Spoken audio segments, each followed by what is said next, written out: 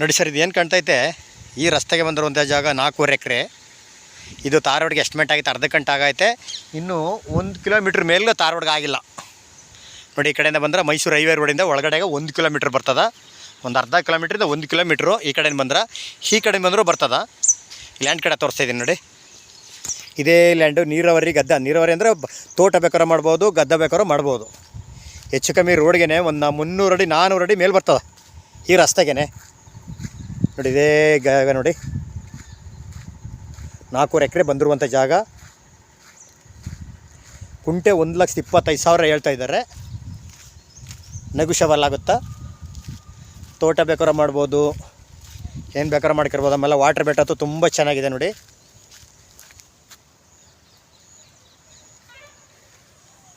ನೋಡಿ, ಚಾನಲ್ ನೀರೆಲ್ಲ ಹರಿತೈತೆ, ಕಾವೇರಿ ನೀರು ಹರಿತಾ ಇದೆ.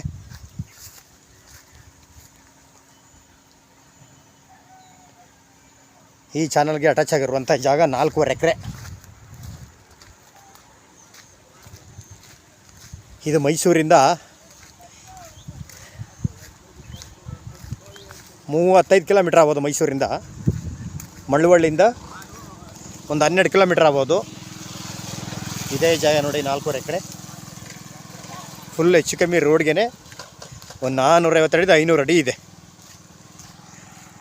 ಊರಿಗೆ ಅಟ್ಯಾಚ್ ಆಗಿರುವಂಥ ಜಾಗ, ಊರಿಗೆ ಹತ್ರ ಇದೆ.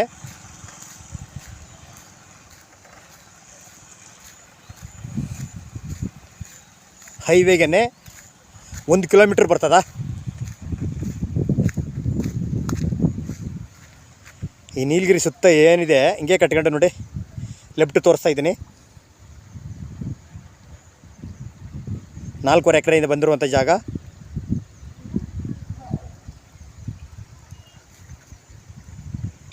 ಸುತ್ತ ನೀಲಗಿರಿ ಐತೆ. ಇದೊಂದು ಮಾತ್ರ 4.5 ಎಕರೆ ಜಾಗ, ಒಳ್ಳೆ ಜಾಗ.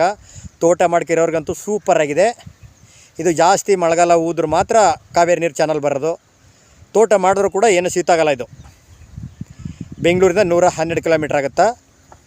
ಮೈಸೂರಿಂದ 35 ಕಿಲೋಮೀಟ್ರ್ ಆಗುತ್ತೆ ಈ ಲ್ಯಾಂಡ್ಗೆ.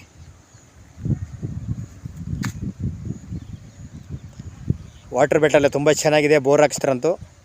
ತೋಟ ಮಾಡ್ಕೊಂಡು ಇಂಥ ರೈಟಲ್ಲಿ ಲೋ ಬಡ್ಜೆಟಲ್ಲಿರುವಂಥ ಜಾಗ ನಮ್ಮ ಮಳವಳ್ಳಿ ತಾಲೂಕಲ್ಲಿ ಎಲ್ಲೂ ಇಲ್ಲ. ಮೈಸೂರು ಹೈವೇ ರೋಡ್ಗೆ 1 ಕಿಲೋಮೀಟ್ರ್ ಇದೆ. ಈಗೆಲ್ಲ ಅವರ ತೋಟ ಮಾಡೋಕ್ಕಾಗದೆ ತಪ್ಪ ನೀರೆಲ್ಲ ಜಾಸ್ತಿ ಬಂದಿರ್ತಾವೆ, ಭತ್ತ ಹಾಕೊಂಡಿದ್ದಾರೆ ಕಾವೇರಿ ನೀರಿಗೋಸ್ಕರ. ಈ ರಸ್ತೆಗೆ ಬಂದಿರುವಂಥ ಜಾಗ.